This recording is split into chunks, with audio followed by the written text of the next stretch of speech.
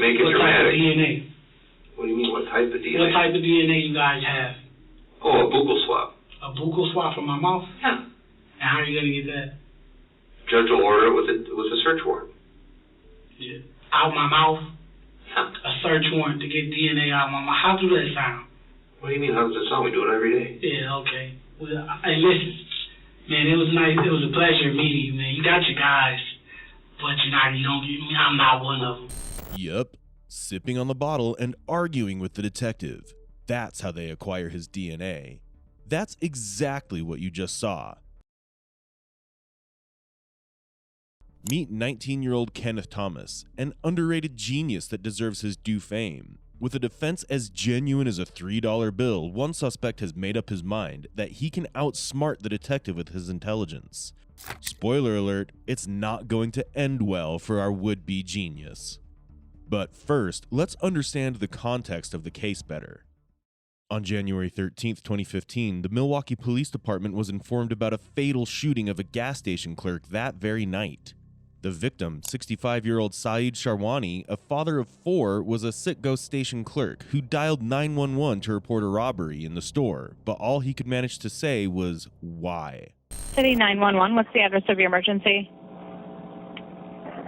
Hello? Hello?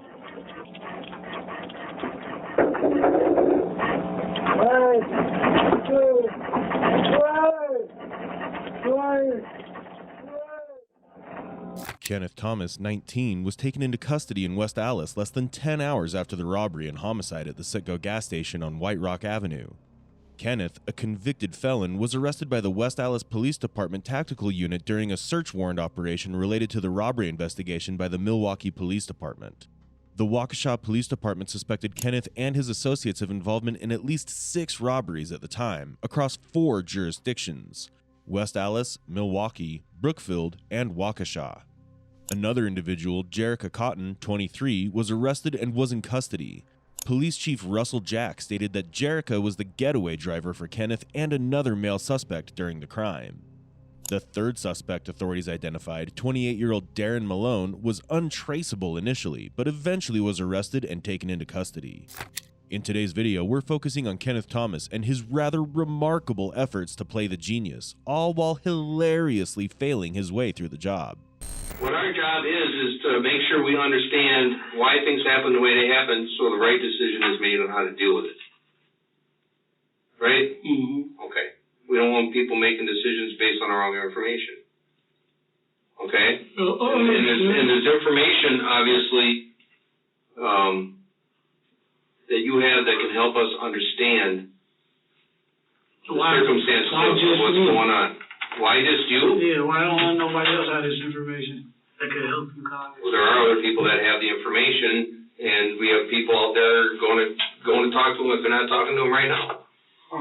Okay? So who all was drunk here? Just me? You said you're on paper, right? Yeah. So you've been around the block.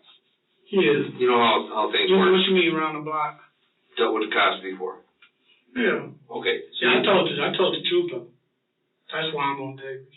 Right. Like if I would never said nothing, I could be at home, off of probation, just chilling. But no, I helped the police get the guys who it was, and not all everything on me. So what happened to those guys? They did their time. Okay. Got out, tried to retaliate. Okay, but they did time? Yeah. You didn't get time? Yeah. I did like 45 days and 3 years on paper. That was the plea. 45 days in the house? Yeah, house of correction. Oh, that's nothing. What those guys have to do? Shit, it was. Was that bad? I'm not used to being away from home from my mom. I understand that. What did the other guys end up doing? I really don't. I don't remember. I know they had some kind of like a couple years though. Okay. See, the case was more about it was a burglary, stolen property, okay, and driving without owner's consent. See, I didn't have nothing to do with the burglary or none of that. I just, I had got the car, and my fingerprints was in it, so I told them I got the car. Okay. I wasn't involved in that. So they got everything. Put the driver without owner's consent. Okay. Because you were in the car and your fingerprints were there. I mean, you can't. Right. You can't undo that, it happened. Right, exactly. Yeah. Okay. So it is what it is, so they made you sit a little time in the house and then put you on paper. Mm-hmm. Paper sucks because, as you said on the way here, you can't smoke weed. Yeah. Okay. I sing and I do music too, and that's my little side thing I do. Okay.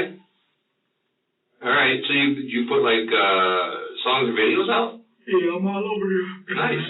On the internet? I'm everywhere. You YouTube it, or how do you do it? YouTube. Okay. YouTube, Facebook, Twitter. Okay, so all kinds of stuff. Yeah. All I'm right. all over the web.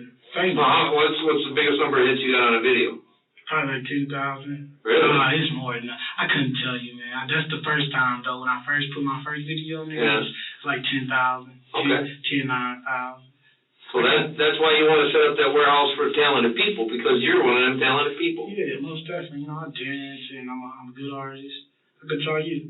Right Good. there. Yeah. All right. Well, good. Excellent. All right. Well, there's some things that we need to talk about. Things that we'd like to clear up. So let's get to it, okay? I know I got your name, address, all that fun stuff on the way here. A couple things I forgot to ask you about. How far did you get to school? I dropped out at 12th grade. 12th grade? Okay. Yeah. Did you try to get GED or HSED or anything like that? Yeah. How'd that work? I'm feeling it, you know. Just because all the things happening in my family, you know, it's been a lot of deaths. Okay. A lot of people going to jail. Okay. You know, the family just breaking apart. So a lot of stress out there in your life? Yeah, hell yeah. Okay. So you got that. You're helping your mother out with her business. You're going to school. You're working on your own business ideas. So you got a lot of things going on. Hell yeah. Okay. Understand it. Part of the evidence that they found was that gun, those bullets, some clothes. Okay. They also found other items in there, like a mask, a green mask. Yeah. Okay. Where'd that green mask come from? Swear, I couldn't tell you where the fuck no green mask came from. Like I said, man, them guys, man, they came back there that night, man. They was rowdy up, man. Mm-hmm. They was really, you know what I mean? Like you could tell, like, when somebody done did something or something. You know, I knew they did something. I just don't know what they did though. Okay. They came back. I got high, man. I got high and fell asleep, man. Well, now that we've been talking, what do you think they did out here in Waukesha? Man, a mask, a gun, they robbed somebody, man. They robbed somebody, probably came back and threw the evidence off on us, man. Okay. That's what you think happened? Yeah, because if they not caught, if they didn't get, caught, where they gone. You know what I mean? They gone. Right. So they out and about still having fun while somebody else going down for the shit they did. Okay. That's exactly what happened. Okay. As the interrogation begins, Kenneth's demeanor reveals a fascinating psychological dynamic. His inquiries about other suspects lack finesse, appearing as a rather transparent attempt to assess the severity of his situation. Despite facing past charges of burglaries and theft, Kenneth vehemently denies any involvement, displaying a level of denial similar to a child caught red-handed stealing from a cookie jar. Furthermore, despite a substantial body of evidence pointing to his guilt, Kenneth remains steadfast in his denial. His refusal to acknowledge the overwhelming proof against him just makes his guilt more obvious to the detectives. Now the detectives have a strong foundation to build the rest of the interrogation on.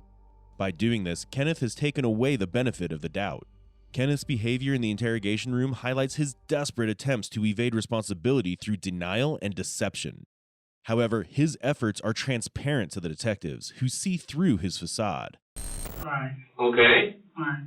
So that's what the evidence shows. Hold on, run it back. What you say? You said the evidence that what? The evidence and the information that we learned from everybody we talked to shows that you were in on that robbery in Waukesha. Yeah, how was I in on it? How was you in on it? Yeah, you got my prints. You got my prints, my face on camera. Yes, we do. Yeah. I like to see all that. Huh? Well, I don't have it with me right now, obviously. Okay. Right. Why you don't have it with you though? Let's check this out. Okay. If that was me, why wouldn't you have all the evidence pointing out in front of me? You want to see all the surveillance video right now? Obviously, we don't have one in the room. Surveillance with my face direct on it. Yes, we do. We have that. No, yeah. Yeah. So why you didn't show me pictures? Why you didn't show me pictures like this is you on this? Pictures? Yeah. This is the gun at your house. Mm-hmm. Okay. This is the gun in the diaper box. The shoes that you were wearing. This is the mask that you were wearing. Okay. There's several hundred photographs. I didn't get them all. I thought you'd be bored with lots of photographs. Okay.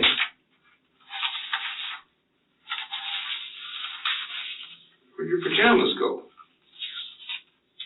Pajamas you were wearing that night. I had a picture of that too. Yeah. Well, it's on inventory. There you are, jump on the counter, wearing the pajamas, the shoes, with the gun, and the mask. Okay? Okay, so where's it still? You're not telling me. Those Kenneth. Listen. Kenneth, listen to me. Yeah, I'm listening. The problem is that you don't know where all the cameras are. Yeah. And you're wearing these same clothes on different cameras. Problem is, you didn't have your mask on at that time. Right. So where are those fellas? Where are these fellas? No. No, I'm saying. This guy's sitting right in front of us. Hold on. I'm saying, where's the photos you said that I'm on camera wearing these clothes? That's on a video. On the That's video? on a video DVD. Oh, yeah? Yeah. Okay. Yeah. All right. And Darren's in the background. So where's the other guy on the camera? You said it was two people. It was. He's in the background. That's Darren. Darren? Yeah. The big tall bald guy. Yeah, that's his name, Darren? Mm-hmm. We know all about him too. Yeah. Okay. This is the thing. Okay, Kenneth. Yeah. We've been talking for a while, haven't we? Yeah, wow. Okay. And you've been telling me all kinds of information. Uh-huh. Okay. Not leading back to me. Well, let me explain something, okay? All right. I've never met you before, have I? I don't know nothing about Kenneth, do I? Nothing. Okay. So part of my job is to learn about you, isn't it? Of course. Of course. Okay. I need to know what type of person you are. Okay? Mm-hmm. All the questions I asked, Mm-hmm. I already knew the answer to. Yeah, good figure. Okay. And the reason I know the answer to is I'm trying to measure the type of person you are. So y'all got Darren? So you're a very nice, young, polite man, and I appreciate that. Okay? The problem is you're trying to get your way out of a situation that you think I love. No, I know. That's the thing. Is I know. So I gotta understand something here, Kenneth. Okay, I gotta understand something. All right. Are you gonna end up looking like a guy trying to get out of something, or just like that stolen car thing? All right, I messed up. I drove a car. I made a mistake. I'll take responsibility for that, but I ain't gonna take responsibility for the other serious stuff that happened, the burglary and other thing those guys did. Okay? It's amazing to watch how detectives keep their calm and patience when dealing with suspects like Kenneth. It requires years of experience to master this skill. As Kenneth continues to deny his involvement in the shooting and burglary with his last two brain cells, the detectives keep up with their attempts to elicit a confession and use different tactics every few minutes. Even after showing Kenneth physical evidence directly linking him to the shooting that was found in his own house, Kenneth shamelessly denies his involvement and believes that a pair of gloves and his face mask can save him from being caught. Thus, the detective uses a moral dilemma to persuade Kenneth to spill the truth. This tactic aims to pressure the suspect into making a confession or revealing information by appealing to their internal sense of right and wrong. We need Listen, I've been listening to you the whole time. You fair enough. Now. Fair enough. Listen. If you got Darren, how you don't got his brother? I said, if you got... You got Daryl? Yeah. Clarence? The dude you just yeah, the boy, Betty is tattooed on his forehead. Not better, Betty. Yeah, we got him too. Yeah. So then, how you not know? Then why is everything not matching up? Then, if you got the guys. No. The guys. No. You and. Who? Darren are the guys. How you know that? How do I know that? Yeah. Where my fingerprints at?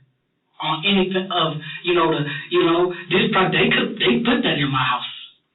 They stored that stuff in my house. Okay. How you don't know that? How come your fingerprints and DA are going to end up on that when we're done processing that? End up on what? On the gun, on the mask, on the clothes. Okay, and I want to see that. What it do? Okay. Listen, when my DA shows up on the mask. Right. Understand something, okay? This is about Not what happened, because we already know what happened. What happened? We already know who's involved, okay? The important thing is we need to know why this happened, Yeah. okay? You need to know why, and you come to Kenneth to get the Yeah, we need to know why Kenneth went out and robbed a store and walker shop. How do you know that was Kenneth, though? Because we have all the evidence to show that it is. No, you don't, actually. We do. No, you just have the things that happen in. You don't have the person that did it. Anyone could be behind that. But listen to me, though. I've been listening to you. I've been giving you information. Listen, anybody could be behind that mask. But you want it to be Kenneth. Why? I don't want it to be... No, I know why it is. Okay. I know why it is. Hold on. I know why it is. Why is that? Because you found the things in my house. Well, why can't I say it was Levante or Devante? Or why can't I say it wasn't Clarence? I don't know. You wanted to Okay. be Kenneth. But why would that be, Kenneth? Because the things, half of the merch was in my room. In that suitcase, hidden. It actually wasn't hidden. If you just show you, it was over out. Okay, it was hidden in the suitcase. That's where they found it. Okay. Okay. Good. Okay. In your bedroom. In my bedroom. Okay. The big thing here is the most important is what happened during the robbery. What happened during the robbery? Well, you know, you were there. If I know, I would have told you. Okay. Don't you think? I don't have a problem. Listen, I don't have a problem. Listen, let me tell you this, first of all. My life, Okay. since I was born, you know what I mean? Okay. Hold on. You keep interrupting me. I don't like that. You want to get information. You want to get the truth. Let me talk. Okay. I need to hear what I'm saying. You just doing this. Okay. I can't talk like that. Okay. Listen, I like this from the start, man. I've been trying to make a way and do this, be good. Listen, I ain't never asked you. I ain't never gonna be. Listen, y'all the good guys. Y'all the ones that come to this job and play good cop, bad cop. You know what I mean? You understand what I'm saying? See, me, you know what I play every day? Survival. Any day coming out my door, I could be a dead man. They could have came in and killed us. It was a gun found. Don't know who gun it was, but listen, it was a gun found.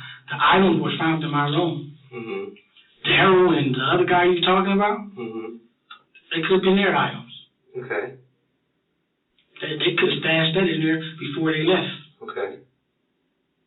But y'all got them in custody? Yeah. Y'all got them in custody? I wonder how y'all get them in custody. How did we? Yeah, how did you get them in custody? We found them. They weren't in my house, though. So where did you get them in custody? Where they were at. Where was it? Across the hall. Across the hall. So y'all went in theirs first and then mine? No, we got them in custody after the search warrant, after you were already in custody. Oh, okay. Okay. So you got your guys. We got a lot of guys. Yeah, you got your two main guys who did it, though. Well, we got a lot of guys because there's been more than just the robbery and walker show. Damn. So what else been going on? Robberies in Milwaukee, robberies in West Dallas, robberies in Brookfield. So you got all the guys, huh? No, not quite all of them. We're still looking for the white guys involved, too. Yeah, and you expected me, and you expecting I'm one of them.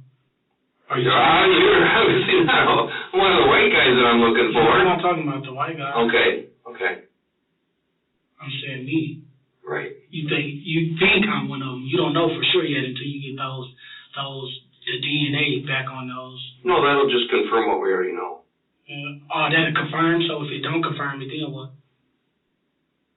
We already have enough evidence. It's not enough evidence. Okay. Those evidence was put there by There's also evidence from other robberies that was found in your apartment. Yeah, like what? Lottery tickets. Lottery tickets? How you know that one? Like, back to what I was saying. How do you know those guys didn't put that there and find their way out, shoot back to Chicago where they belong, where they come from?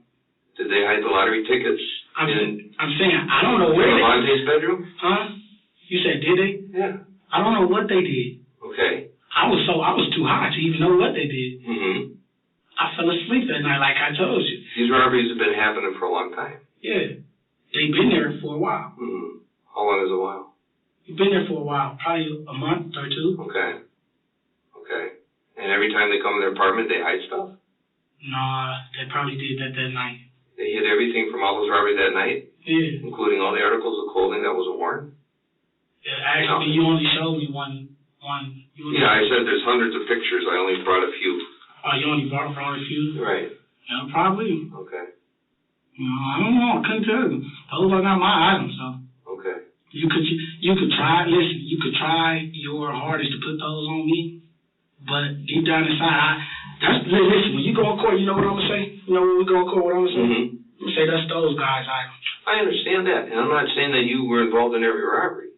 I wasn't involved in no robbery. Okay, but look at my background. Hold on, look at my background. Look what the position I'm in. Do you think I'll be involved in some robberies? I don't know. Come on, all kinds of people do different things when they get desperate. Be real. When they need to survive. Be real. Right? Kenneth's understanding of law enforcement and its intricacies seems to be derived primarily from TV shows, a source that, if we're being modest, isn't exactly the most reliable. Here, Kenneth employs a variety of tactics, like cutting the detective off halfway through the conversation and acting smart to deceive the detective, accompanied by offensive body language and tone throughout the segment. While he attempts to assert dominance, his efforts don't go unnoticed. Kenneth may possess some basic knowledge, yet he appears oblivious to the advancements and nuances of forensic science. For instance, when the detective explains that the DNA samples could confirm his guilt, Kenneth's refusal to confess only prolongs the investigation, wasting time and resources. Moreover, two aspects further cast doubt on his innocence. Firstly, his insistence on sticking to a particular narrative implies a lack of credibility. Additionally, if Kenneth truly believed the men entering his apartment were a bad influence, why would he allow them access? These contradictions only add weight to the suspicions surrounding him. If you got all, Mr. Smart, you smart. If you got all this, why are we still talking? Because other people are involved. And you don't have to go down for what happened. Them white boys. What white boys? Were involved in some of the robberies. What white boy? The robbery at the Brookfield 7-Eleven. Brookfield 7-Eleven. Mm-hmm. So that leads back to me too. Well, yeah, you know where that's at. I don't. It's just down the street from the hotel that you and Shikendra were arrested for when Shikendra got arrested for escort violation in Waukesha. I thought you said Brookfield. Brookfield is right next door. It's right across the road. You said Waukesha, Brookfield. Which one is it going to be? The 7-Eleven is right across the road. From what? Brookfield or Waukesha? The hotel that you and Shikendra got arrested for in 2013. Where was it? Brookfield or Waukesha?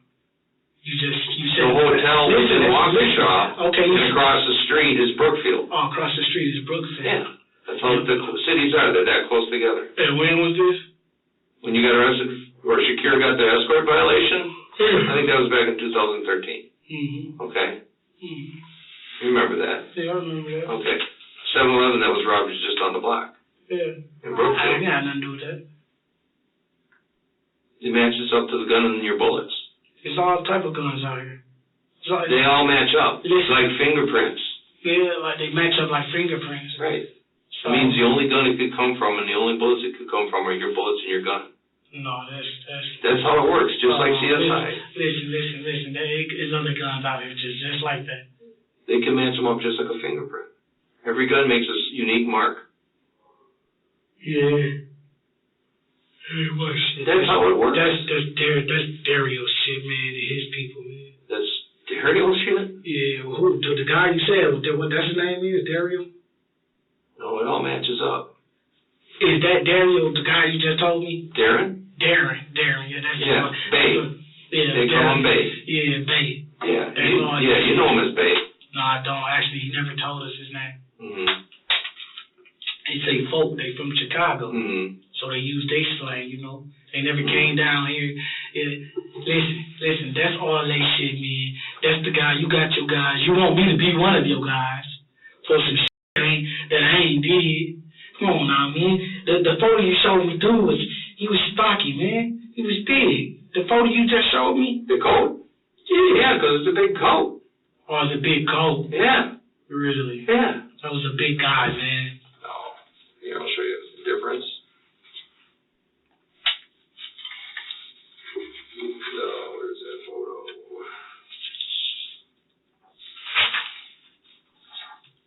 There's you, and there's Bay in the background. Mm. Bay's a lot taller than you. He's big. Oh, he's not big. He's a skinny little guy. He's big. Skinny little guy wearing that Celtics hat you have, Yeah. and those pajama pants you have, and your green mask. Yeah. Yeah. That ain't none of my shit. They put that there back to what I Hey, was man. saying. Yeah, yours. You're on surveillance video without your mask, wearing the same clothes. All right. So, do what you have to do. Back to what I was saying. If that's me, and you know for sure that's me, I do, yes. do what you have to do. What do you think I have to do? Whatever is your job.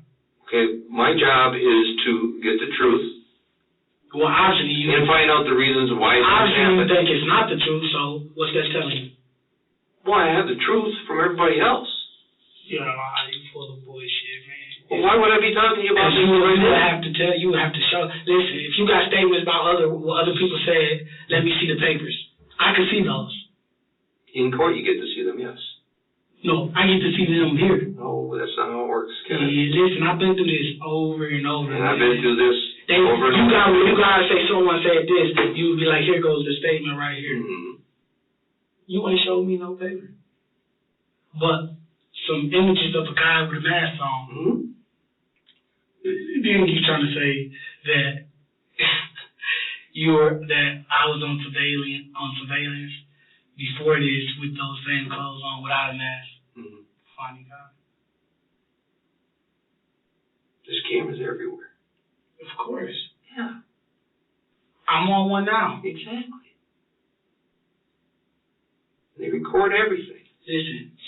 People back to what I was saying. a lot of being Back to what I was saying. Show me the everybody point.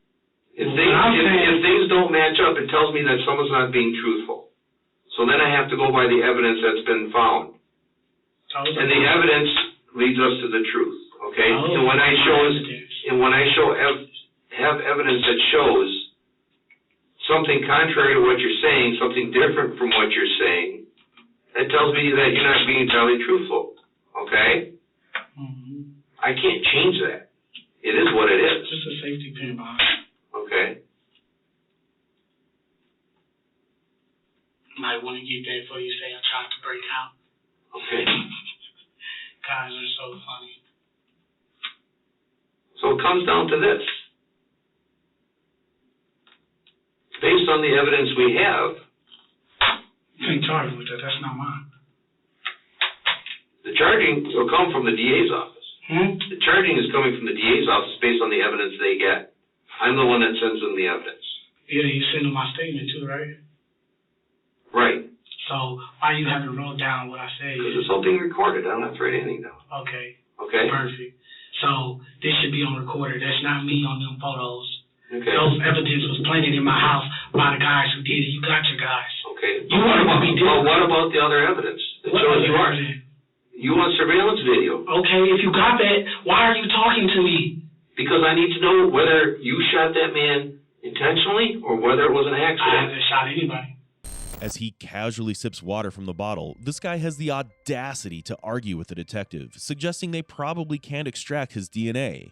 However, when confronted with the reality of the search warrant, Kenneth's reaction exposes his genius as a facade.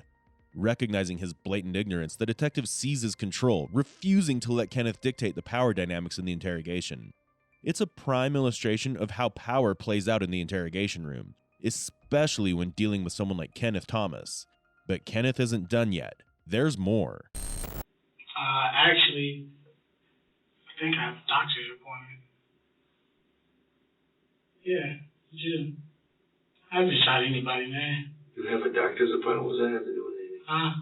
It don't have nothing to do with anything. Okay. Just remember that. Listen, that ain't me. None of that's me, man. I ain't did nothing. I'm innocent. I'm proven guilty. Okay, well, the evidence we have will prove you guilty. No, them not my The difference is, are you going to be proven guilty of intentional homicide or just regular manslaughter? Mm-hmm. Well, I don't know what you're talking about. I haven't killed anyone. I never picked up a gun in a day of my life. So. You never picked up a gun? In a day of my life. Never. Not even your mama's gun? No, I just got her bullets. Yeah. And gave it to those guys who did the job. The ones you saw half here. Big guys. So then what you're telling me is that you provided bullets to two guys who did a robbery, killed a man. Actually, I didn't provide the bullets. They were like, how should I put this? I didn't need them. Why would I have bullets? You said you got them out of your mother's bag and gave it to him when he asked for them. I know. What happened was, see, I'm on medication, right? What medication are you on, Kenneth? I'm on Ritalin and all these other medications, right? So my is all up here. Okay. So right now, guess what? What's that? I don't even know what's going on. You don't? You know what I mean? I think you trying to get me to say stuff that I ain't do. You know what I mean? I ain't did none of that. What you could get me on some bullets? Providing the ammunition that killed the man? Yeah, that's part of the crime of homicide. No. You might as well have pulled the trigger.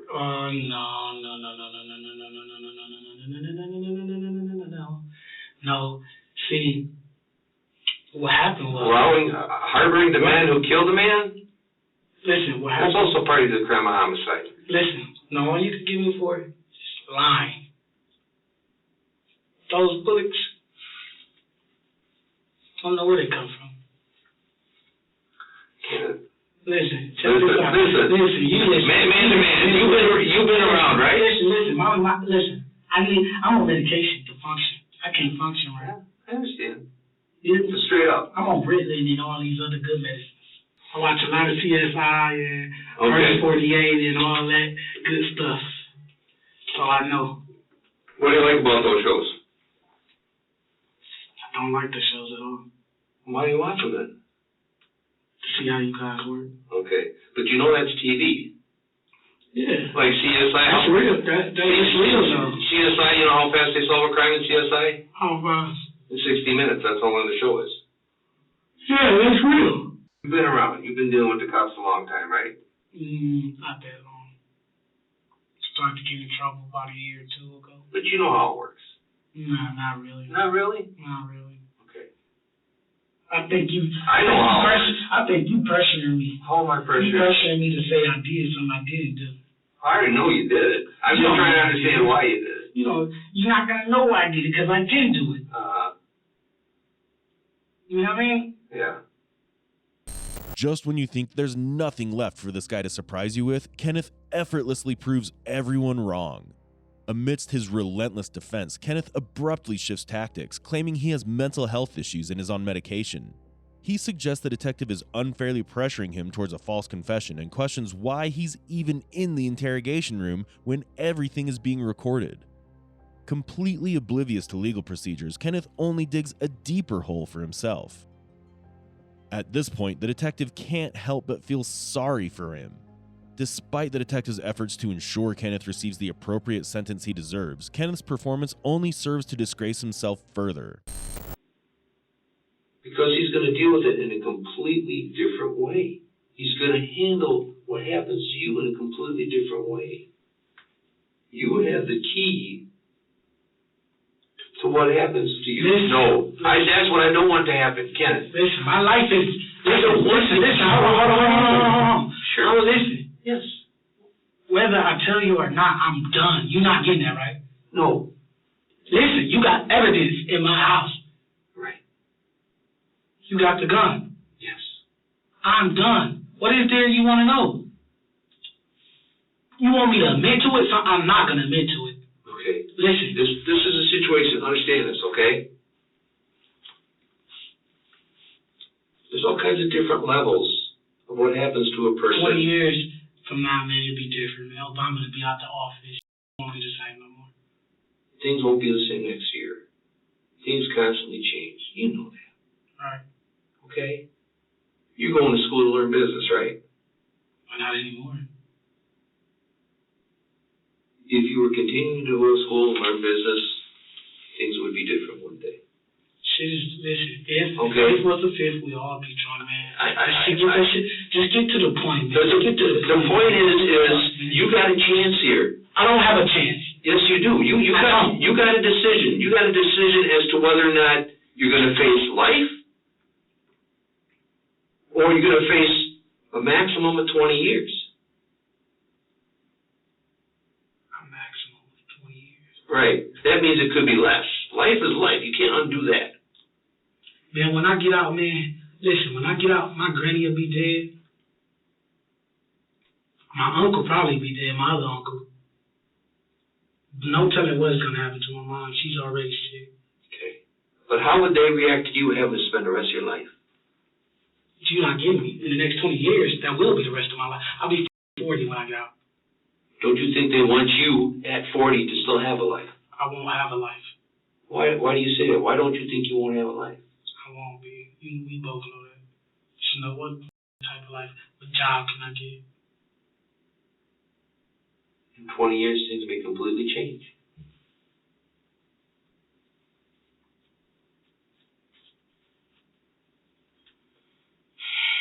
Let's get out of here. You know Jerica? What? Jerica, you know her? Who was that? The girl that drove you guys? The girl you guys walked out of the apartment with? The girl that came back with you guys back to the apartment? You know exactly what I'm talking about.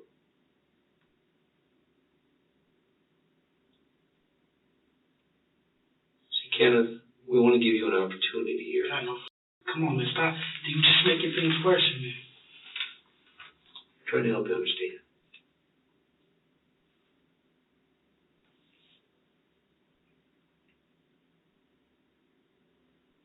It's a big difference whether this was intentionally or an accident. That's a big You know the difference. best thing in life to have What's that? or to happen? Death. Let me tell you why death is the best thing. Because there's no more suffering. In this pivotal moment of the interrogation, the detective unveils one of his ace cards. Jerica Cottons, questioned prior to Kenneth, had already come clean about her role as the getaway driver for Kenneth and Darren from the Citgo gas station where the shootout ensued. The detective drops a bombshell, referring to footage capturing the trio's return to Kenneth's residence following the burglary and shootout on the same day. With little wiggle room left, Kenneth succumbs and eventually spills the beans. On May 4, 2016, Kenneth entered a guilty plea to charges of felony murder and armed robbery that took place at a Citgo gas station in Waukesha in February 2015. As a repeat offender, he struck a deal that involved testifying against 29-year-old Darren Malone. The Waukesha County judge imposed a 45-year sentence on Kenneth, comprising 35 years for the second-degree murder of Saeed Sharwani and 10 years for a string of armed robberies. Additionally, he received a further 20 years of extended supervision in connection to the fatal shooting. As the curtain falls on this fascinating interrogation, we're left to identify the fine line between justice and consequence. Through the lens of Kenneth's journey, we've witnessed the power struggle between the seasoned detective and the cunning suspect, each wielding their own arsenal of tactics and wit. But beneath the surface lies a deeper narrative, one that begs reflection and introspection. What drives Kenneth's intricate attempt to deceive? Is it fear, desperation, or something deeper within his psyche? And in the face of such adversity, what fuels the detective's unyielding resolve and steady hand? As Kenneth's story unfolds, we're compelled to confront our own perceptions of morality and justice. My hands were just around the neck. Just around it, basically. Yeah, and then I squeezed on the side. I felt like I knew. At first, I didn't know what I was doing, but I felt like I knew what I was doing. You just basically you're putting a lot of pressure, mostly around the neck. Yeah, like on the sides and You can grab again if it helps you. on the sides, and then my thumb. Mm-hmm. So first on the side until she passed out, and then thumb pushing down. That's all. On May 4th, 2020, an extremely confused man, Leo Driver, walked into the Seattle Police Department's East Precinct. He came to the station to confess to murder he committed 5 years ago, that too in a diluted state. But instead of providing him with mental health assistance, he was taken in for interrogation. His confusion led to reopening a 5-year-old solved case of Elizabeth Wright, who he claimed was his girlfriend at the time. On March 11, 2015, Elizabeth's body was found on the stairway of a 19th Avenue Seattle apartment building. At that time, it was closed as a drug overdose. But during the murder and while confessing, Leo had been actively diagnosed with paranoid schizophrenia. So the whole confession was recorded at the time of mental distress. To understand what really goes on inside the mind of a schizophrenic patient, we have created a simulation that might help you grasp his state better. The video contains auditory hallucinations, which were the major symptoms that Leo Driver faced as well. Where did you bring us now? Where are we? Let's go back. Go back, go back. You're dumb. We can still go. Let's go. I don't like this. Is she following us? I don't Kill like her. this. Are we getting Look, she caught? just laughed at you. No, You're a joke. no. Slow down. Get us out of Why here. did it she up. do that? Take Did it. she know us? And run. I want to Pick go it up. home. Please stop. Let's go. No. Wait. I don't like Wake this. up. Let's go. Wake up. I don't like this.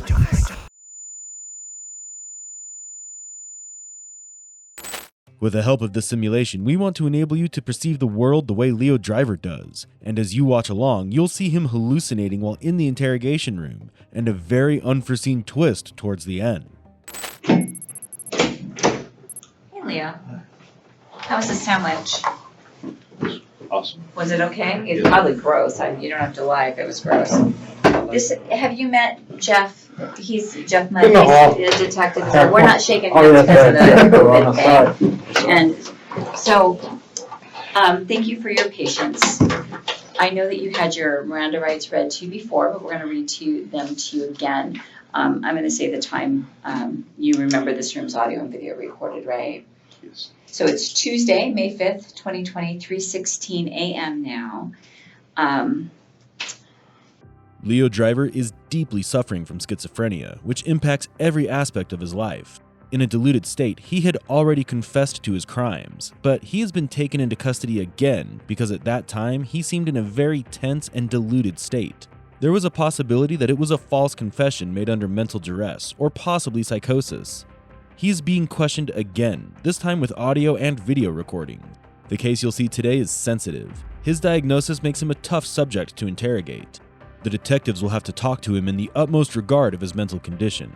So, Jeff and I work, we're detectives with Seattle Police, and we don't know a whole lot about the circumstances of tonight other than we were told that you walked into the East Precinct and you reported that you had killed Elizabeth. Yeah. And so the thing that I want to ask you is just make sure that if you decide that you want to talk to us and tell us what happened, that you just are very complete and honest with us, because we want to understand everything. So why don't you just start at why don't we get a little bit of background information first, okay? Who is Elizabeth Wright to you? Was she your girlfriend? The fact that Leo came forward with his crimes after 5 years introduces some more challenges. The whole interrogation focuses on finding consistencies and discrepancies between the evidence from the crime scene and the statement of Leo. Because of Leo's diagnosis, detectives are unsure about his confession. Even after a full confession, he's not being completely considered as the perpetrator.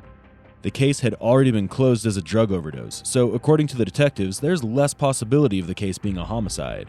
However, they still investigate it as a possibility. She was ex-girl. Okay. How long had you guys dated? On and off, 6 years. That's a long time. Were you guys living together? No. I mean, not this last time when I went back to her, yeah, we were living together. But before it was on and off. Okay. And where were you guys living at the time that she died? Do you remember the address? We were homeless. Yes, we were homeless. And sometimes we'd be staying at my parents' place. My mother, And what's mom's name? Jacqueline. Okay, Jacqueline. Yeah, Jacqueline. Okay.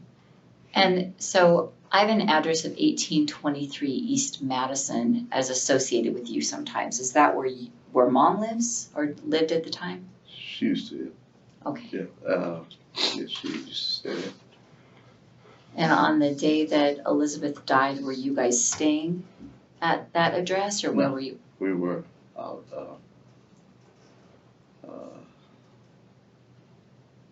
shoplifting. Okay. Well, not shoplifting. Well, we were hanging out and, yeah, we decided to stop by. Okay. This place. So I know it's been 5 years since Elizabeth passed away. Why don't you just start at the beginning and tell us everything from start to finish that you remember about that day? Just go through the whole thing, and I'll try not to interrupt you, and just run through everything that happened. Even if it's hard to talk about, take your time, okay? Okay. So like maybe start off with, if you remember about when it was. Records show that it was in March, on March 11th. 2015, if you remember what time of day or what, and just say who you were with and what happened.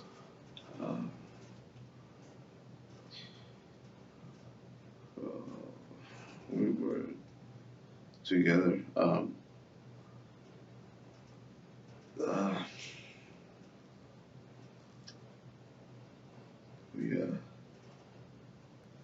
It's always unfortunate to hear about the loss of a life. However, as humans, we always try to make sense of things. We always look for answers and ask why things happen so as to cope with them. But that kind of closure is not going to happen here. Elizabeth lost her life because of Leo's untreated mental illness.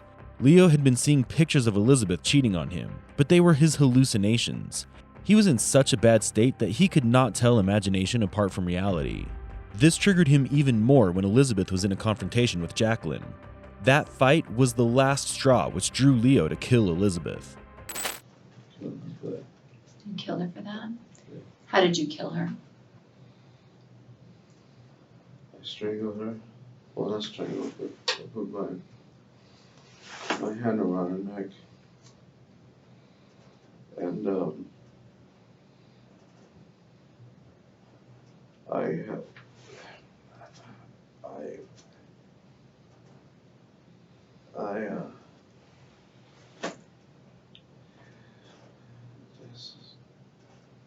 don't understand.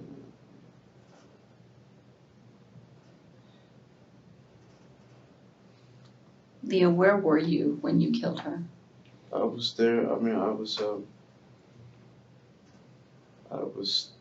standing in the doorway, and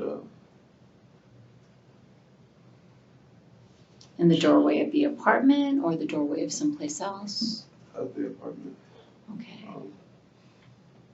Standing in the doorway, and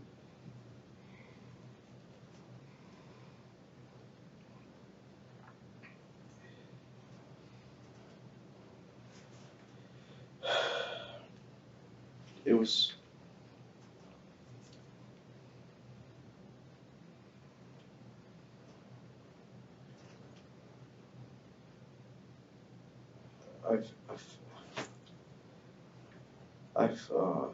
I felt that, like, people were trying to, I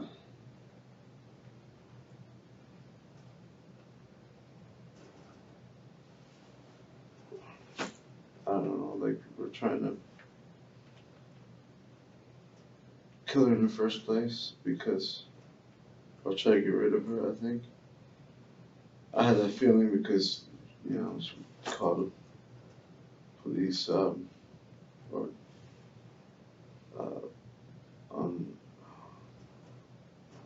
saying people were attacking her. And but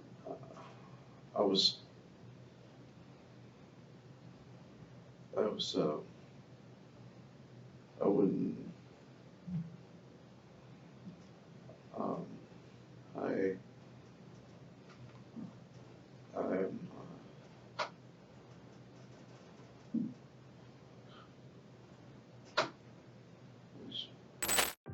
Schizophrenia is one of the worst mental illness diagnoses a person could end up with, and there are types to it.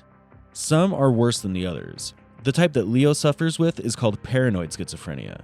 In this condition, his hallucinations and delusions make him skeptical of all things. For example, a person with a similar diagnosis would believe that people are trying to assassinate him by adding poison to his food. The most extreme reactions recorded have been giving up food until starving to death. In Leo's case, he was paranoid that people wished to harm his family. Elizabeth's confrontation with Jacqueline was received so poorly in his brain that the only solution that remained was to kill her. Let me ask you this. Were you guys facing each other standing up or sitting down or laying down or something else? When this happened, tell me about your position of your bodies. I was standing in the doorway. Okay. I was standing straight. And my mother was sitting down.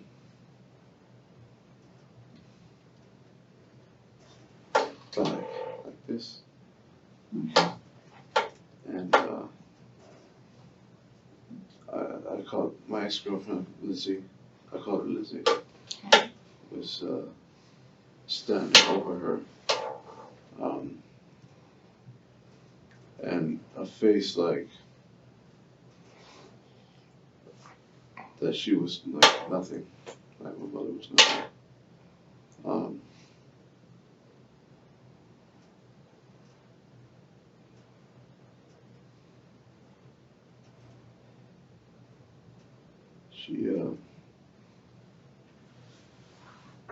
Yeah, that was confirmation for me. Confirmation, and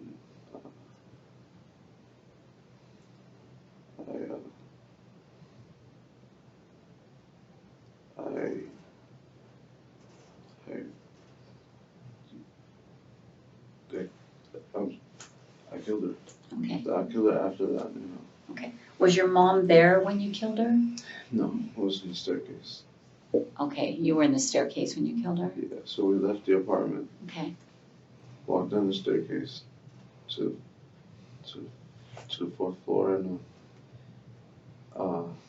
sat there for a minute, and that's when I killed her. Okay. When you guys were sitting, were you sitting down when you killed her? No, she was sitting, we were both sitting, I stood up, got in front of her, and then... I know it's hard to talk about, but explain to me what you did with your hands, like very specifically. Show me on your own neck if you can, or where you pressed. So, like, I had, like, my hands like this. Okay. And then, like, I had the side. Both sides were... It might be hard to do it on yourself. Maybe you could do it on the table, like pretend that the table is... Grab one of the water balloons. Yeah. So, like that, and I would squeeze. It was kind of odd because at first I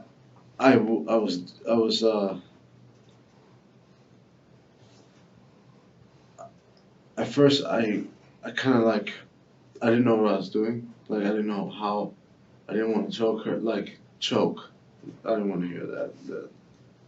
And, but it's like, I had her by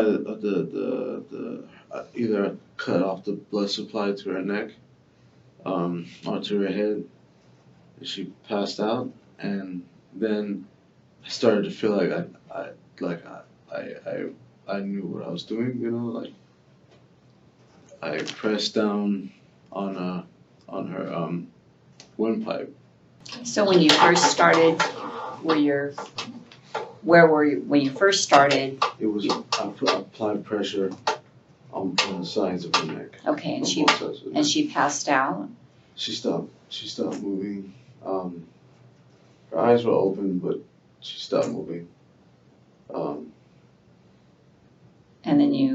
And then after she stopped moving, how long do you think that you held on after she stopped moving? Windpipe, like maybe a minute, I think. Well, yeah, I think it was a while. I wanted to, after when I jumped on her, at that point, I wanted to make sure she was dead. Okay. I just thought if I killed her, everything would go away, you know? Was she sitting on the stairs at that point? Like would she have had a stair behind her, or was she like flat on the ground? She's stair behind her. Yeah. Okay. And when you first started touching her neck, how did she react? Did she try to stop you, or was there a fight? No, she didn't struggle. She was in shock. I think she was in shock. She couldn't believe I was doing that. And, For a moment, try to be in the shoes of the detective on the case here. Would it be sensible to interrogate Leo in the same way? The way the detectives are acting looks like they do not even seem to notice that he has a problem. A suspect, however violent or vile, still needs to be given assistance and treated with empathy if they are in distress. But that is not the case here. Yes, the detectives have at least done a decent job trying to maintain a soft tone with Leo, but that's not enough in this case. I wasn't all there that day too, so... Sorry, explain again. How much time went by between when she stood over your mom and looked at her like she was nothing, okay, and the time that you killed Lizzie? Because I'm just confused if it was the same day or different days. Same day. It was the same day. Yeah, it was like it was like they were talking. She said something about my mother said something about she can't see or something, and then after I went over there to I think I went over there to stop her, like try to stop the confrontation, and that look she made was confirmation for me that she had something to do with it, and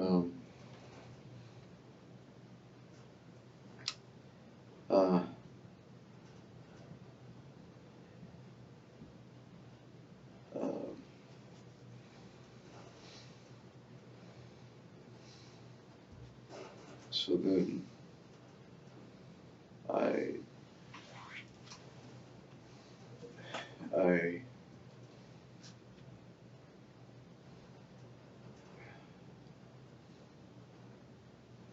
I did use that stuff. Well, sorry. That's okay. When did you decide that you were going to kill Lizzie? That day,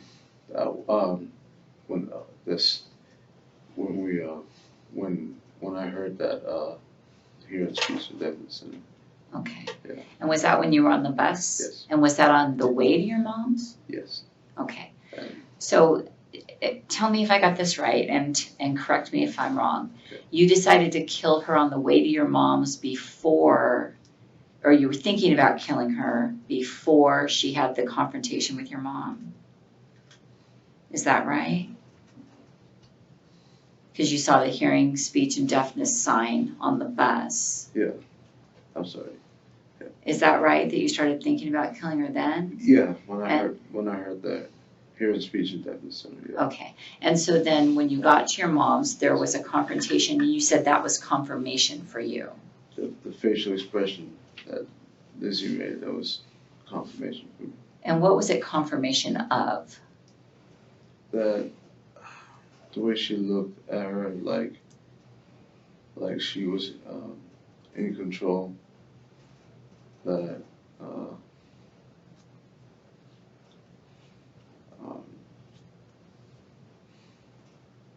I mean, I could be wrong, but it was confirmation. The look was like I dominated you, like she could do anything to her, you know. And you said there was no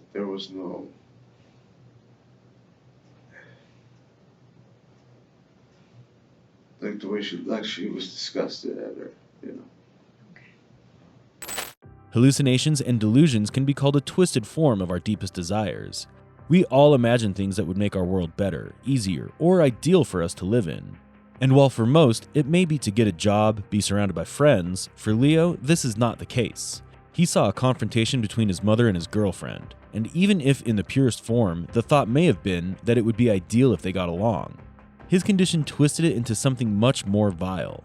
He started seeing Elizabeth as a threat he needed to eliminate, and so he acted upon that. So Leo, tell me about your mental health diagnosis. You talked about having a psychosis. What have you been diagnosed with? Is it schizophrenia, bipolar, depression, something else? Paranoid schizophrenia. Yeah. And when were you diagnosed with that? Like back then when this happened, had you already been diagnosed? When I came back to her last, so a couple months after. A couple months after she died? No, after I got back with her. A couple months after you got back with her? Yeah. Do you remember when that was? So, 2000.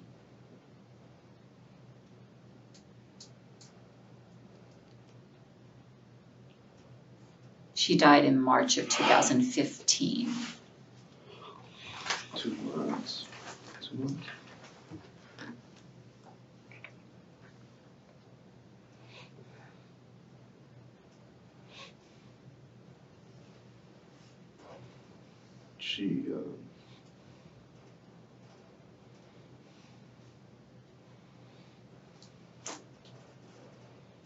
So I was diagnosed with schizophrenia.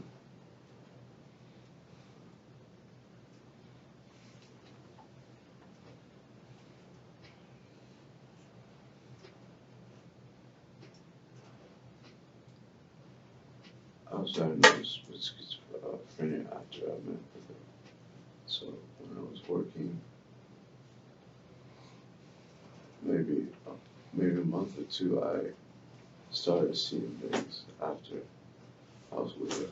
After you were with her, and you said that you dated her for 6 years? On and off 6 years. On and off, okay. So, but you said it was after you got back with her. So do you remember about how long before she died that you had been diagnosed? This is the first time the detective has actually asked about his diagnosis. Up until this point, his mental condition was being considered as a secondary factor. They did not try to design the interrogation to swiftly question him, but by this time, they've realized that they need to understand more about his diagnosis to be able to get some answers. Are you okay hanging out here for an hour until we can talk to the doctor, and then maybe we can get you to jail later? Maybe not. Yeah. We actually need you to stay until we talk to the doctor, okay? Is that okay? Yeah. And if you want to I know it's hard to get comfortable in here, but don't feel like you have to stay awake. If you want to put your head down on the table and take a nap, you can do that. Okay? Yeah. You need something? We've had people lay down on the floor and go to sleep. I mean, I know it's not comfortable and it's gross down there, but whatever you need to do to get comfortable, just all right? Do you need to use the bathroom, or would you want something else to drink? I'm okay. Okay, so it'll be like an hour, so it's going to be kind of a good amount of time. But we'll watch, and if you need something, just, wave your arms and we'll come check on you, okay? Otherwise, we'll let you just kind of rest, okay? Okay. All right. Thank you, Leo.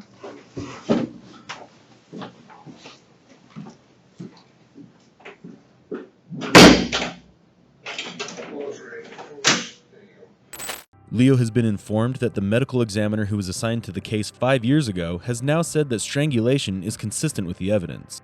Now, Leo would have to show how he committed the crime in order to confirm if he's the killer. He now waits for another hour until the examiner arrives. In the following clip, you would also see how this triggered him emotionally and made his state worse. He would now begin to have really bad hallucinations.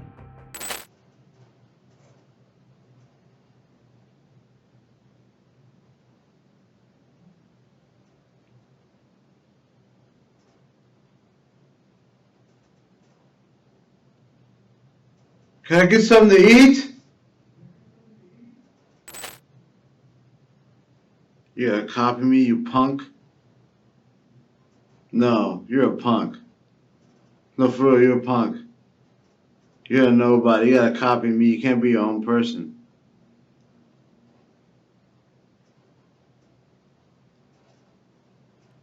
Hello?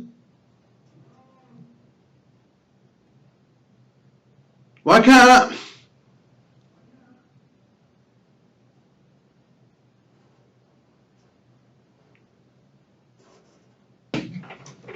Okay, Leo, this is the last thing, I promise. This is Dr. Herrick. Dr. Herrick is the King County Medical Examiner, and Hi, Leo. he's the person who examined Lizzie after she died to kind of figure out how she died. And he was in the other room watching, but he couldn't see very well. And so he's asked if you would be willing to maybe show again while he can see, and we'll take a couple pictures. Is that okay with you? Sure. To help him understand. Thank you for doing that. Yeah, So we're gonna- and Dr. Dr. Harrop- Richard Harrop, sorry to And we're going to put it on the table. put you through this again. You did a nice demonstration for. He did. He just couldn't see very well. So let's. We had it on. Is it better if she faces the dummy faces you? Does that make it better or not? Because we want you to be able to. So just you can set that wherever. Just show you had your.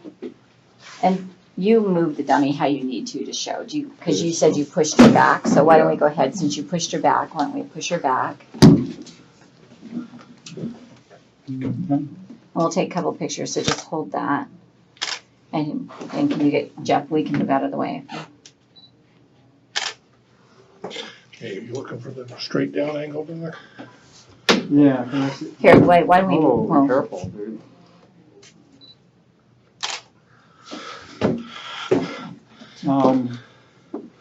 We can work on the other side of it here. So. There we go.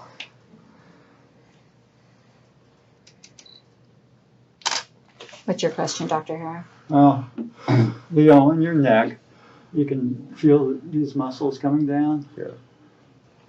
Were your thumbs sort of on the, see how those muscles are? You can feel on your own neck, there's a muscle that comes down like that. Were your thumbs on the inside or outside or on top of that muscle, do you think? My hands were just around the neck. Just around it, basically, yeah. Yeah, and then I squeezed on the side. I felt like I knew. At first, I didn't know what I was doing, but I felt like I knew what I was doing. You just basically you're putting a lot of pressure, mostly around your neck. Huh? Yeah, like on the sides and. You can grab again if it helps you. On the sides and then my thumb. Mm-hmm. So first on the side until she passed out, and then thumb pushing down on the throat. The medical examiner, Dr. Harris, who did the autopsy of Elizabeth Wright at the time of her death, had been contacted again to reopen the case. The detectives wanted to make sure that they were taking a recorded confession from Leo, even though the case was still solved as an overdose. Surprisingly, Dr. Harris seems to remember new details of the case after 5 years and agrees that it may have been strangulation. For the same reason he's brought in, along with a dummy doll to see if the way Leo allegedly killed Elizabeth would match the marks on the victim's neck. And if it seems as a wonder as to why a piece of evidence as obvious as strangulation was ignored at the time of initial investigation, it was not. Dr. Harris simply labeled it as marks caused by medics in order to resuscitate her. Could you tell, was she breathing? Even his line of questioning is awkward. He's only a medical examiner, so we can't expect the same sophistication of a police officer. However, some of his questions are completely irrelevant to his role. In the end, Leo Driver was charged with 2 years in jail for Elizabeth Wright's murder. While serving that term, he received proper treatment for schizophrenia as facilitated by the state. And when his condition improved, he denied committing the murder and claimed to have given the confession with a deluded mind. Senior Deputy Prosecutor Dan Raz filed a motion to dismiss the murder charge after reviewing Driver's statements to the police and determined the state could not prove that Leo Driver killed Wright. Surprisingly, Dr. Harris changed his statement again and agreed that the evidence after all did not support Leo as Elizabeth's killer. The system should ideally work to help the weakest members, but tragically, we have still not achieved it after centuries of law and order. There are agencies like the Substance Abuse and Mental Health Services Administration, or SAMHSA, in place which have been created to house and facilitate many like Leo Driver, but the success stories of providing help have been rare. What are your opinions on the case? Do you think Leo Driver was the killer, or was it a confession made in a deluded state? Comment your thoughts below and leave your suggestions for the cases you want to see next. Theodore Luckey, this 43-year-old suspect, leaves us puzzled. At one point, he's sobbing in the interrogation room. At another, he's smirking and blowing a mocking kiss at the victim's family after his sentencing. It's like seeing two completely different people. Though he's never been diagnosed with bipolar disorder, his split personality is as puzzling as it is disturbing. The story takes a chilling turn when you learn about his past. Let's rewind to 2009 to uncover the roots of this peculiar man and the twisted journey that led him here. In 2009, Theodore, an openly homosexual man, suffered a painful breakup. Crushed by his partner's absence, he invited his ex-boyfriend on a trip to Atlantic City to clear his mind. During the drive, they stopped at a roadside motel where Theodore asked if he could tie his ex to the bed. The ex-boyfriend agreed, but once he was securely bound, he saw a dramatic change in Theodore's demeanor. A deep sadness consumed Theodore, and he left the motel, leaving his ex-boyfriend helplessly tied to the bed as he contemplated taking his own life. As he left the motel, Theodore was looking for a secluded place to execute his plan to take his own life, but he couldn't find one. Instead, he broke into the home of an elderly couple and held them hostage. The woman offered him money, jewelry, and credit cards, confusing him with a robber. Theodore, however, refused and locked the doors and windows, and then disconnected their phones to isolate them. Yet he also showed a gentler side by serving the couple a frozen meal when they mentioned hunger. Despite feeding them, Theodore's mood darkened. After leading the couple upstairs and locking them in a room, he retreated to the garage where he intended to end his own life. These contrasting behaviors, a caretaker on one hand, a hostage taker on the other, show the complexities of his character. Fortunately, the 87-year-old man managed to escape and called 911, resulting in Theodore's arrest before he could end his life. But this is not the reason he was sitting in the interrogation room. After his arrest in 2009, Theodore was sentenced to 15 years in prison in 2012. In 2016, he was transferred to Concord, New Hampshire. During his time in prison, his life took a significant turn. The details of this life-changing event will be revealed soon in the video. Coming back to his prison time, the Department of Corrections reported that he was released from prison on parole supervision on May 7, 2021, after serving 12 years and 1 month due to the pandemic. This included the time he spent in custody in New Hampshire from October 11, 2016 to February 5th of 2021. After his release, Theodore went to New Jersey and began a new life as a baker in a local bakery. So how did he end up in the interrogation room once again? Let's find out. On August 21, 2021, New Hampshire law enforcement received multiple distress calls from Country Inn & Suites in Bedford. When responders reached the scene, they found not just one, but two bodies from the hotel. One with 120 stabs from a machete, and the other strangled to death. Given Theodore's background, it's clear he had a knack for impulsive behavior. But when he was implicated in 2 murders on the same day, it raised serious concerns. Let's dive into how and why he carried out these brutal killings with such ruthless intent. What happened tonight? I would love you to kind of start us from start to finish, and then we can kind of go back into it, and I'm going to try to answer questions for you. Answer that. Are they both dead? Yeah. One person is deceased. We know that. Which one? We don't know names right now. What would really help us is there another person? Who's this other person? Which one is deceased? Like I said, we don't know the names. So Chris and I are over here. We're not over there.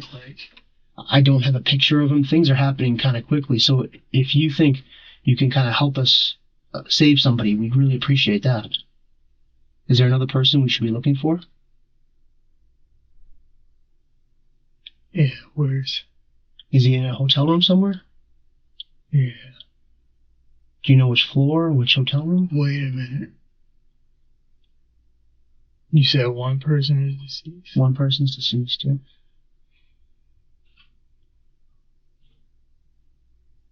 Was that the one that was in the lobby? I don't know. Like I said, we want to sit and we want you to kind of explain things to us. That's why we're here. You know, you're the person, you're the important person right now that's going to be able to fill in these things for us. So You just have to tell me which one, and I'll tell you. I guess the lobby. But I don't know. I don't want to give you. I don't want to give you any bad information. You gotta tell me which one. Well, are they both men? Is it one different than the other? Can you help me out? No, they're not. They're both men. They're both men? So one man's deceased. That's all I know. And I don't want to say which one it is because I don't know. And that's the God's honest truth. I wouldn't blow smoke at you. I don't know. Where'd you find the body at? I don't know. We're not over there. Theodore, we're so early in this right now. If you want me to answer anything, tell me where you found the body. It's so difficult. We can't figure out where the body is. I'm sitting over here. I'm here with you trying to get all this information. This is the important stuff. So is there a body in the lobby? If you're saying someone's deceased. In the lobby. What am I being charged with? I haven't said you're being charged with anything.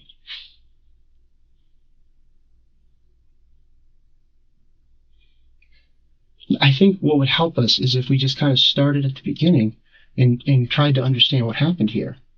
And that's what I think you were the important person here to tell us that. Were you staying at the hotel? Yes. Okay. All right. Were you there by yourself? No. Okay. Who else were you there with? One of my friends. Okay. All right. What's his name? Nathan Cash. For more context, 28-year-old Nathan Cashman was the one stabbed 120 times. While Theodore was in Concord, New Hampshire, serving his time from 2016 to 2021, he met Nathan, and they instantly clicked. Nathan was also serving time for a separate charge. Theodore and Nathan shared the same prison cell and eventually fell in love with each other. But why would he kill someone he once loved? It's unsettling to see how composed Theodore appears as he discusses his two victims during the interrogation. He takes it even farther by negotiating with the detectives. Without context, you might struggle to tell who is interrogating whom. It was weird because we were in a relationship. We've been dating for over 3 years. And he told me he loved me. I told him I loved him. He told me he wanted to marry me. He wanted me here.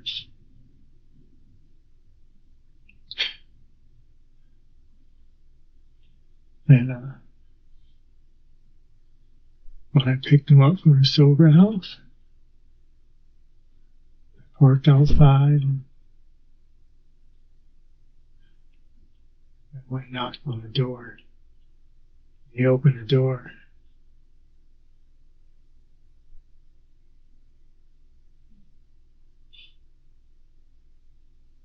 I wanted to hug him, but I didn't want to do it in front of the people that lived his roommate. Sure. So I'm not sure whether they knew about him. Yeah. He didn't know it, but his birthday.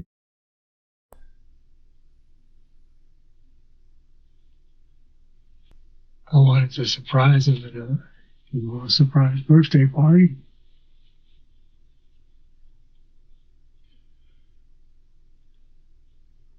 So I left the hotel and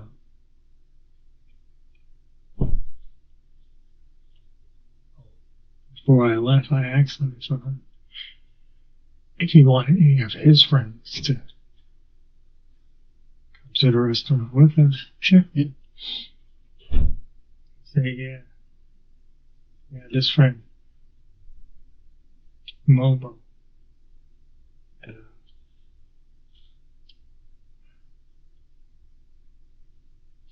We might have picked him up.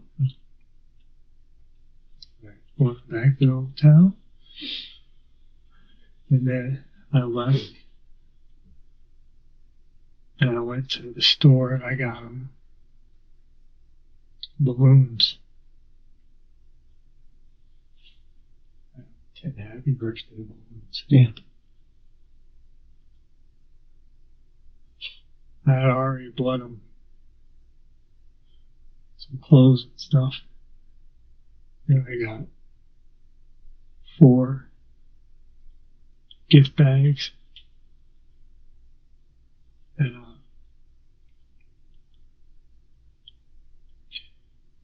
put the balloons in the car. And I went back to my hotel. My 2 friends helped me wrap the presents and put them into the gift bags. And tie the balloons to the gift bags. And, sounds like you went all out. Sounds like you're, doing everything that a relationship requires. he wasn't. He wasn't invested in it. He lied to me. Throughout their relationship, Theodore showed immense generosity and support towards his partner, Nathan. He spared no expense in showering Nathan with gifts and financial assistance, even after Theodore was released and Nathan remained incarcerated. Theodore made sure Nathan had everything he needed upon his release, from brand new clothes and shoes to a substantial sum of money to settle his prison debts. However, during this part of the interrogation, Theodore's tone shifts to one of betrayal and disappointment. Despite his efforts to be the provider and show his love, things didn't turn out as he had hoped. Was it another one of his heartbreaks? And then Monday, everything seemed fine. Tuesday, everything seemed fine. So round about Wednesday or Thursday,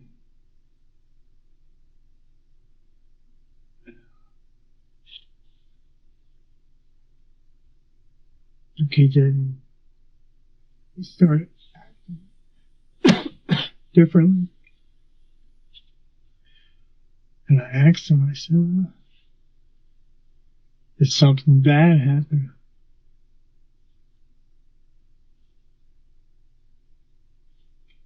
And I was just about to go in. I gotta get my hair cut every Friday. And I was just about to go in and get my hair cut, and I got a text from him.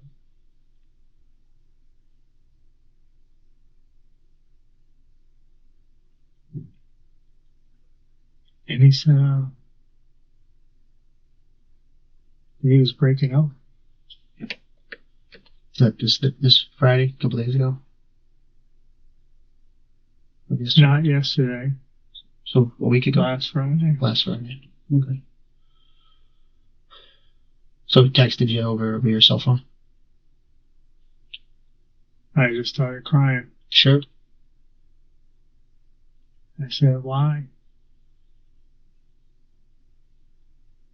That's when he told me he had slept with some girl. Theodore was taken by surprise when Nathan chose to end their relationship. He traveled all the way from New Jersey to New Hampshire, filled with excitement to introduce Nathan to his friends and reunite with the love of his life.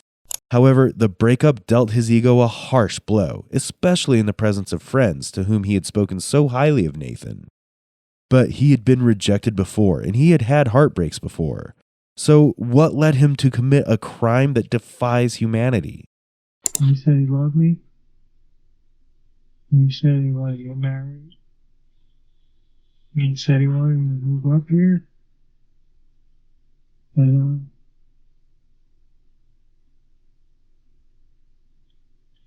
then just out of nowhere,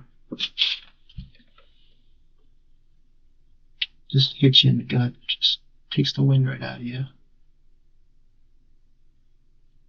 I didn't get a haircut. I walked in and I gave my barber $40. And I told him I can't get a haircut right now. And I walked outside. I called him and he wouldn't answer. I said, please answer. And he answered.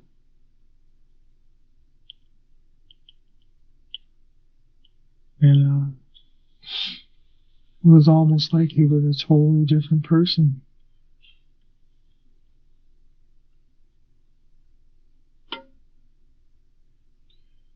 And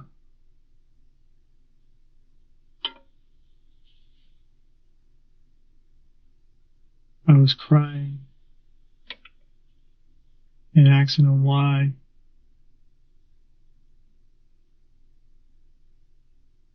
And the answers were just all very short. I didn't know what to do. I held it in. I held it in because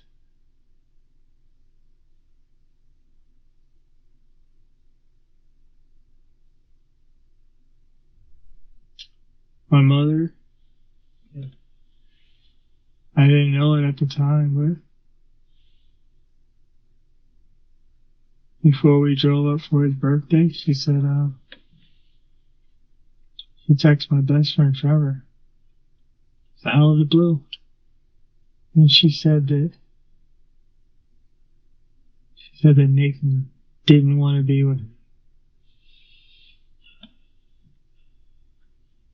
She doesn't talk to him. Right. She might have just been looking out for you. You know, it's tough to hear. She knew nothing. She didn't talk to him. I didn't tell my mom about my relationship because my mom doesn't fully accept my sexuality, which sucks. So, all she knew was that we were going on a road trip to see Nathan, and she said that he didn't want to be with him. Theodore was quite invested in his relationship and was quite sure about Nathan. His response to Nathan's rejection escalated beyond his control. He might have been seeking compassion or sympathy, which Nathan refused to offer, potentially triggering Theodore's violent tendencies. On top of that, Theodore's own mom not accepting his sexuality and him leaning heavily on his friends for support paints a pretty clear picture. I could not believe what he did to me. And for all of my friends that I told the whole story, they hate him and they think he's a douchebag. Before he got out, I made sure that there was money on his account every week so he could max out his commissary. Yes. He ran up drug debts. And I paid those drug debts to Western Union just so he wouldn't get in trouble.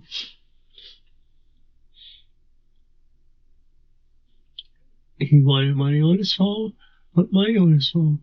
I took care of him. I love him. Before he got out, he wanted an outfit. He said, I want red sneakers. Same sneakers he had on today. You bought him the red sneakers? And I bought him a red Nike shirt. And I bought him some black Levi's. And after I bought everything, I went to the post office and I overnighted it to make sure it was there. Right. And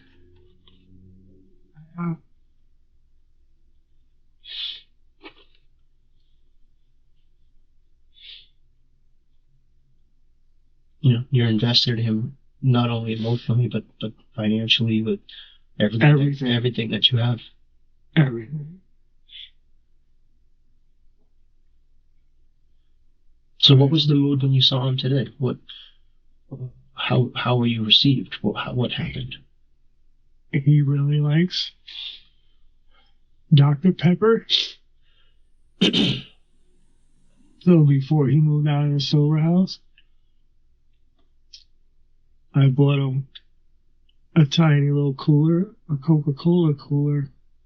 It looks like a refrigerator, but it holds 6 cans of soda and you plug it up and I bought him 2 8-packs of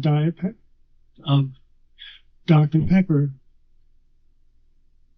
so I can give them to him.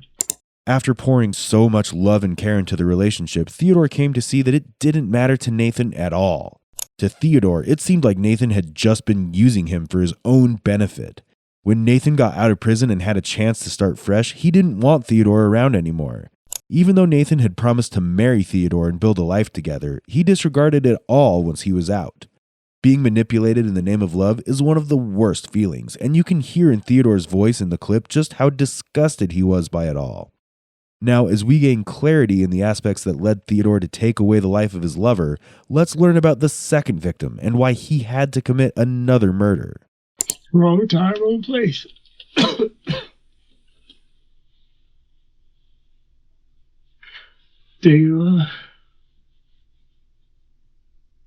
I told him about Nathan.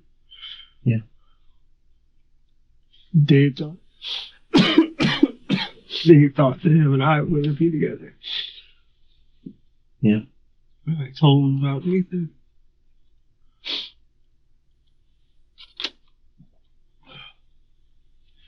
And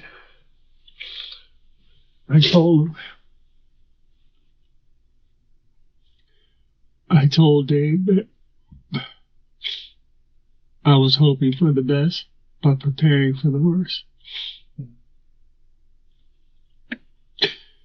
And I told Dave I didn't want to hurt him. And I said,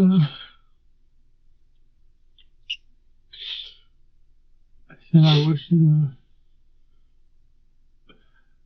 wish that I could leave you in the room like tied to the bed. But because I told you everything, you let get and tell everyone. And I didn't know what was going to happen with Nathan one way or another. I didn't know. I know that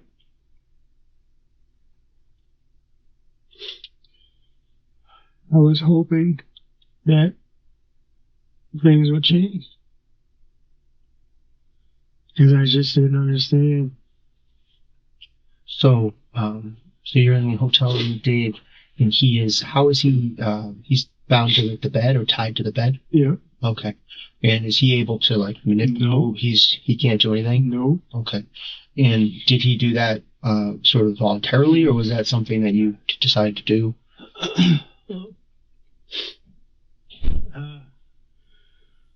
David and I, well, more so now, he likes the whole SM and bondage type thing. And he was under the impression we were going to have. Okay. So he thought there was going to be some sort of bondage situation. So he's in, what did you use was it duct tape as well? It wasn't duct tape. It wasn't gray. Oh, okay. What was it? It was like plastic tape. I mean, like clear tape. Okay. And cords from the hotel. Cords? Okay. Yeah. So he's... And go ahead, start going. After I tied him up, I sat at the end of the bed and I told him I didn't want to be with him. So I wanted to be with Nathan. Yeah. And I told him, I don't know what's going to happen. But I said, well, if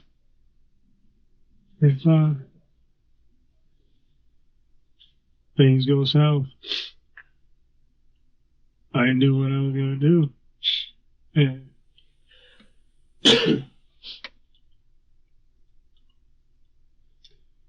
then I told Dirty King, I said I didn't want to hurt him. And I told I wish he would just stay in the room. Yeah. And I thought about leaving him there, and then I said, no, he's gonna get out. You didn't want him to get out? No. You mentioned you didn't want him to say what you had said about Nathan. Yeah. Okay. So, I used the tape and I taped it around his face. Oh. Did you put anything in his mouth, or was it just tape? Tape. And did you kind of like wrap it around his whole head? Yeah. A couple times, or? Yeah. Okay. And so, were you still in the room when he stopped moving, or did you leave, or how did that go down? I left. You left? I left. Was he able to make any noises, or kind of free himself? No, I didn't hear any noises. And I went and picked up Nathan. Okay. In the back of my mind, it was that I knew that Dave wasn't breathing anymore. David Hanford, also known as Dave, was one of Theodore's ex-lovers and the second victim. He had driven Theodore from New Jersey to New Hampshire to meet Nathan one last time after the breakup. Quite ironic, isn't it? Theodore had already obtained a machete before planning his trip to New Hampshire. Although he revealed his intention to kill Nathan to Dave during their journey, Theodore wasn't sure about David's loyalty and him keeping his mouth shut. Here's what's concerning. When you listen to or look at Theodore as a person talking about life, you might think he's a soft-spoken gentleman with no ounce of violence in his bones. Yet, here he is talking about how he duct-taped David and strangled him to death while he was tied to the bed. Saying what? About Nathan? About what you were going to do to Nathan? Well, I felt like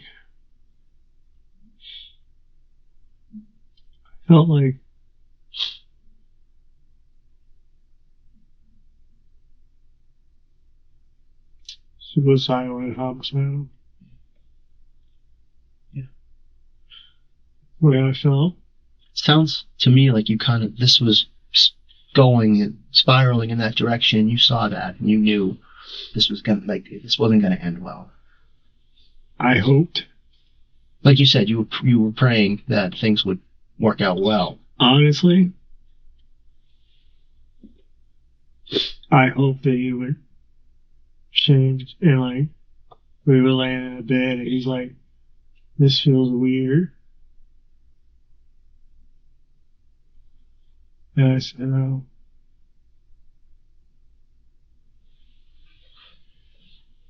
He said he feels like are.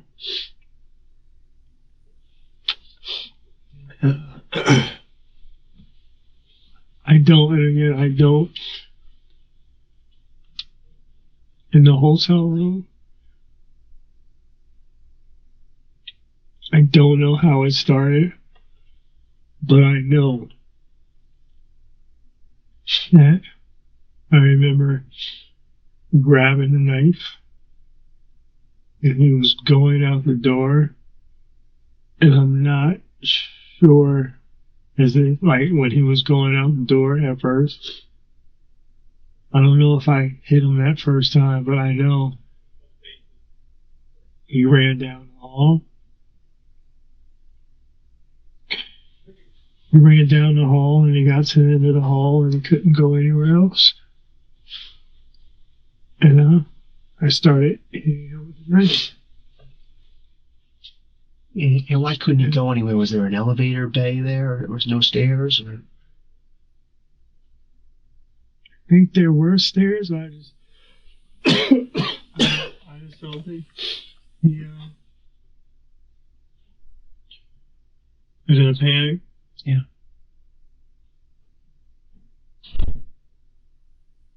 And again, just so I understand, when you say hitting with a knife, it's coming down in like a slashing kind of cutting motion. That's like like as if you're holding a hammer and you're hitting a nail. Gotcha. And I know I asked you earlier, I said, well, what were you hitting? Like hands, arm? Everywhere. You were everywhere. What were you trying to hit? Anything. Okay. And he got past me. He started running down the hall, and I ran after him. And I think he got to the end. At some point, he went to grab a fire extinguisher. And I hit him with the knife, and he couldn't grab it. And then he ran downstairs.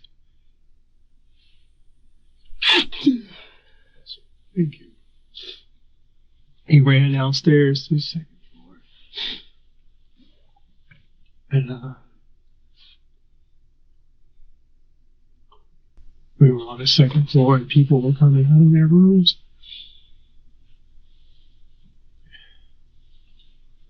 And I was just hitting them with the knife whenever I can, whenever I could. Then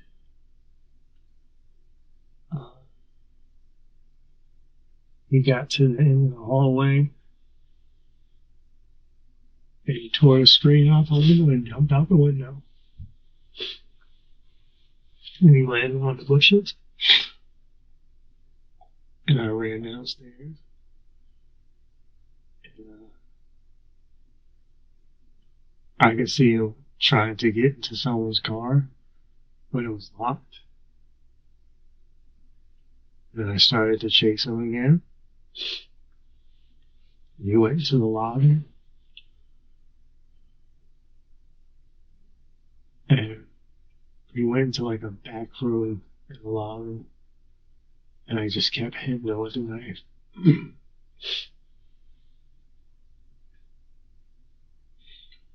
And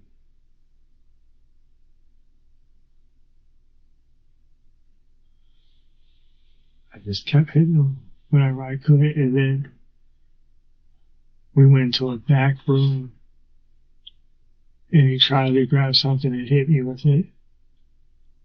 I don't know what it was.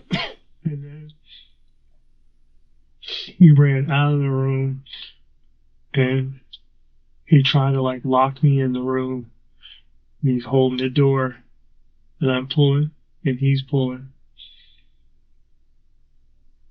And finally, I get out the door, and that's when he goes to the front desk, behind the front desk. And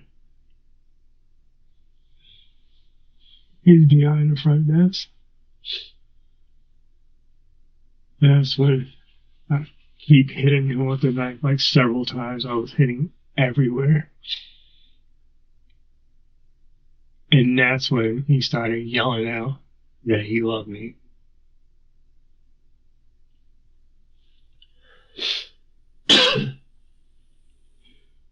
All I asked him for, I tried to accept it. And I told him, I said, hey, listen, this was days before this happened. I said, I know that things are changing, okay? But please, you're hurting me like big time. And whenever we're talking on the phone, he started yelling. And I start crying. I beg him, like, please, just think about, just please put yourself in my shoes, please. And then he would continue to yell at me. And it hurt. So when he was behind the desk and he couldn't go anywhere else, and he started yelling that he loved me, no. Because if you love me, you never would have did this. You love me, you never would have lied to me the way you did. You love me, you never would have dragged this out the way you did. You love me, you never would have broke up a text message, okay? You love me, you never, oh, I'm in a relationship. Literally. It was Friday the 13th he broke up with me. He posted it on the 16th. So, 3 days later, I'm in a relationship. Yeah? That quick? Yeah, that shows me just how much you love me. all of that was burning in the back of my head. All of it was burning in the back of my head. I couldn't believe it. There's a saying that it takes a lot of love to hate someone. Well, then, we can't comprehend the depth of the love Theodore had for Nathan to stab him 120 times. In this section of the interrogation, Theodore confesses that towards the end of his attack, Nathan screamed that he loved Theodore, but Theodore knew better. The feeling of rejection and betrayal is evident in his tone. He was determined with his plans and didn't doubt his decision for a second as he kept on chasing Nathan to ensure that he died at his hand. Avenging his broken heart, Theodore didn't hesitate to complete what he had started, and he seems quite content with what he did. There is no remorse that can be seen in this man. On November 7th, 2022, Theodore Luckey admitted guilt to first-degree murder charges. I stand in this court today taking full responsibility for what I did. He confessed to purposefully causing the death of Nathan Cashman, 28, by hacking him to death with a machete. Additionally, he confessed to a second count of first-degree murder for killing David Hanford, 60, by suffocation while he was tied to a bed. Theodore was sentenced to life without parole on the same day. As he left the court, Theodore blew a kiss to the victim's family, adding a disturbing layer to his mental state. From love to betrayal, affection to violence, Theodore's journey forces us to question the fragility of human emotions. Was it unmet expectations, rejection, or loneliness? His story reminds us of the delicate balance between love and despair, trust and betrayal. In Theodore's tale, we find a sobering lesson about the deep-rooted nature of human emotion and the swift turns life can take. Tell us how you feel about this case and add in your suggestions in the comment section below. For more such content, like, share, and subscribe to our channel, Real Crime Psychology.